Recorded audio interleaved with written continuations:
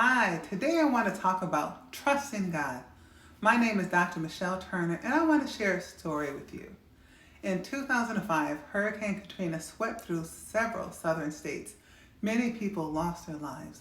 Many more lost their homes. Now, years after this tragedy, I was watching a television news story segment. And in this segment, they featured a 95-year-old woman that had lost her home during Hurricane Katrina. So volunteers and donations had helped to rebuild her home. Now, when she was handed the keys to her new home, what she did and said will always stay with me. I told you that he would do it. I told you that God would give us a new home, she said. She then began jumping around and praising God, not caring about the cameras or who else saw her. It had been years since she had lost her home, but she had not given up hope.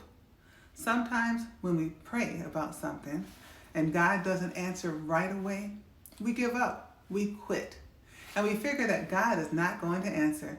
We are not willing to trust and wait on God to answer. Now, some prayers are answered immediately, while others may take longer.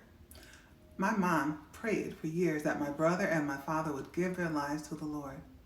I remember when my father walked up to the front of the church with no one prompting him and prayed the sinner's prayer.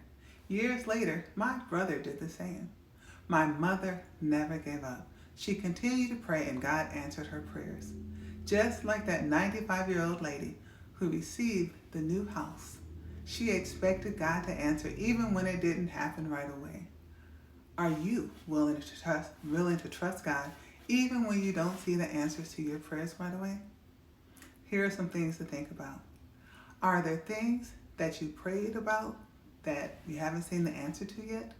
Are you willing to trust God and not give up and stay the same, wait for the answer? You may want to make a list of things that you gave up on and go back and pray about them again and determine that you won't give up this time. God bless you, and remember, it's our time now.